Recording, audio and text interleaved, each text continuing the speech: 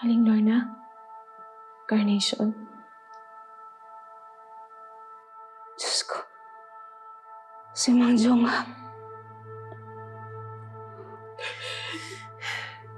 Rixie. Nakausap mo ba si Jong bago nangyari to? Ang huling usap po namin ni Mang Jong, paalis po siya. Pupuntahan niya si Hope. Pinuntahan ni Jong si Hope. May kinalaman si Hope dito.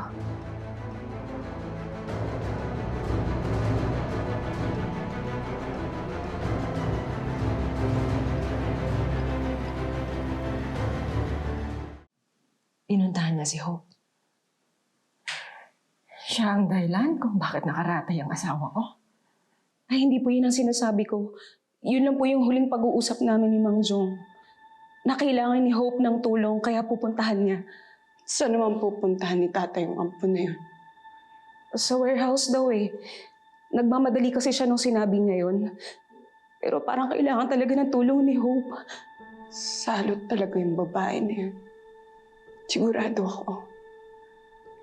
ako nararamdaman ko na siya ang dahilan kung bakit namatay si tatay na yun. Wala nga talaga yung babaeng yan. Simula na dumating siya sa buhay namin, wala na siyang ibang binigay. Hindi puro problema, kamalasan. Tapos ito ngayon.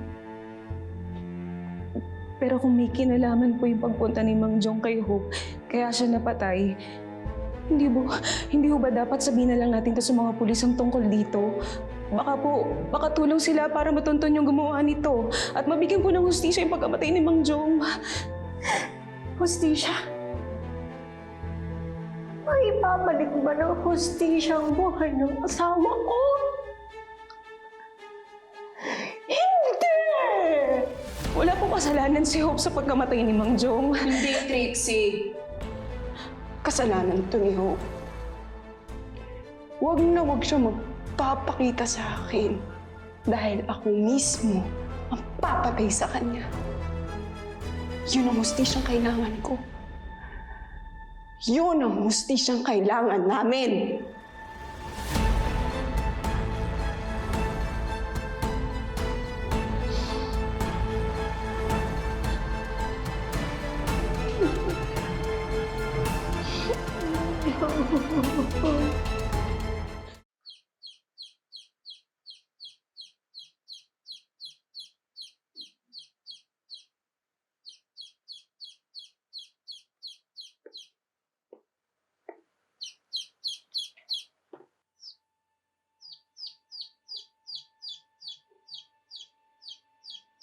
Carnation.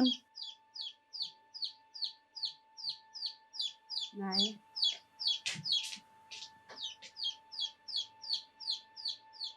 Hindi na natin patatagalin pa to. Bukas ipalilibing ko ng tatay mo. Pero, Nay,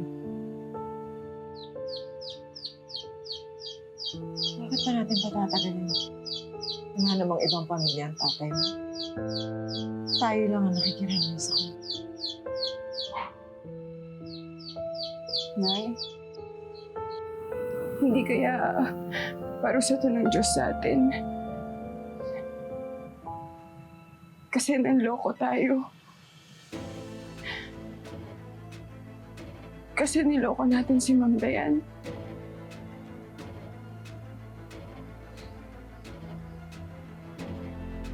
Huwag kang mag-isip ng ganyan. Wala tayong kasalanan. Si Hope ang may kagagawa ng lahat ng mundo.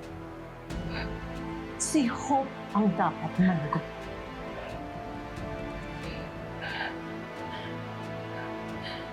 Nang dahil kay Hope, nahati ang pagmamahal ni tatay sa akin. Nang dahil kay Hope,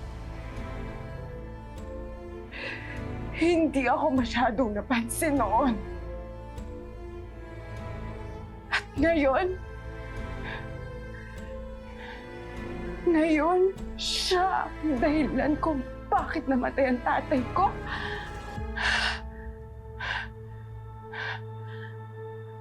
Gagantihan ko siya.